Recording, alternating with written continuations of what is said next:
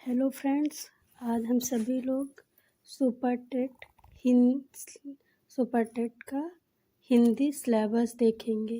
नई शिक्षा भर्ती 2024 का सिलेबस देखेंगे।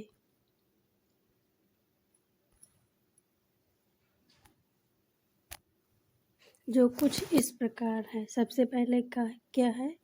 हिंदी वर्णमाला विराम चिन्ह। क्या क्या है? हिंदी वर्णमाला पढ़ना है और विराम चिन्ह पढ़ना है। उसके बाद है शब्द रचना।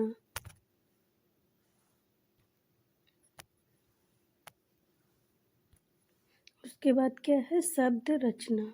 फिर है वाक्य रचना और अर्थ। फिर शब्द रूप, समास, संधि, अलंकार, छंद, रस, वर्तनी तथा काव्यगत अशुद्धियाँ, उपसर्ग, इन सभी को पढ़ना है।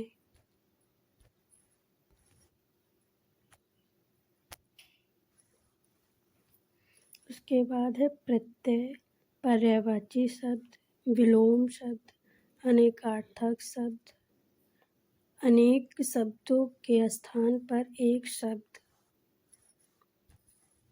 मुहावरे एवं लोकोक्तियाँ, विशेष एवं विशेषण, अपठित गद्यांश एवं पद्यांश, ये दोनों आएंगे, अपठित गद्यांश और पद्यांश।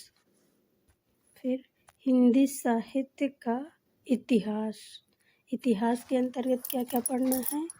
आदिकाल, भक्तिकाल, संत काव्य, सूफी काव्य, राम काव्य, कृष्ण काव्य और रीतिकाल, ये सभी पढ़ना है।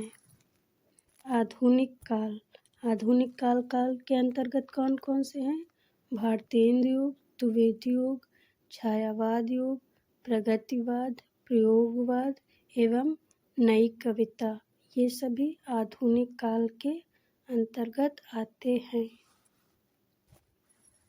फिर है हिंदी गद्य साहित्य का विकास, जिसके अंतर्गत निबंध, कहानी, नाटक, उपन्यास, जीवनी, आत्मकथा, संस्मरण, रेखाचित्र, यात्रा साहित्य एवं व्यंग्य, इनके कवि एवं रचनाएं भी पढ़नी हैं।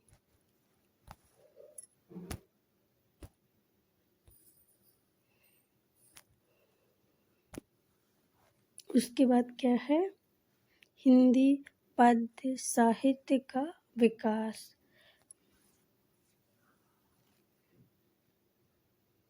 फिर है हिंदी साहित्य के रचनाकार एवं उनकी रचनाएं, जैसे आदिकाल है, भक्तिकाल है, भारतेंद्र युग है, छायावाद युग है, प्रगतिवाद है, प्रयोगवाद है, नई कविता है, इन सभी के जो मेन कवि लेखक हैं, उन सभी की रचना एवं उनके रचनाकार पढ़ना है। फिर है काव्य गुण एवं काव्य दोष को भी पढ़ना है। हिंदी की विभाषाएं। विभाषाएं के अंतर्गत मतलब हिंदी की उत्पत्ति कैसे हुई है और उसके बाद देवनागरी लिपि पढ़ना है। हिंदी के कितने उपभाग के हैं, उनको भी पढ़ना है। उसके बाद हिंदी साहित्य। हिंदी साहित्य के अंतर्गत हिंदी और संस्कृत साहित्य के अंतर्गत कौन पढ़ना है? कालिदास, माघ, भार्गवी, दंडी, हर्ष, चरित, बाल भट्ट, भवभूति आदि लेखकों को इनकी प्रमुख रचनाएं कब हुआ प्रकाशन और कहाँ से इनका किस क्षेत्र से जुड़े हैं, वे सभी संस्कृत साहित्य के अंतर्गत पढ़ना है। धातु रूप। धातु रूप के बाद है कारक प्रयोग। सबसे ज़्यादा इम्पोर्टेंट कौन सा है? कारक प्रयोग। ये छोटा है पर लेकिन बहुत ज़्यादा पेपर में पूछा जाता है। उसके बाद है संस्कृत अनुवाद।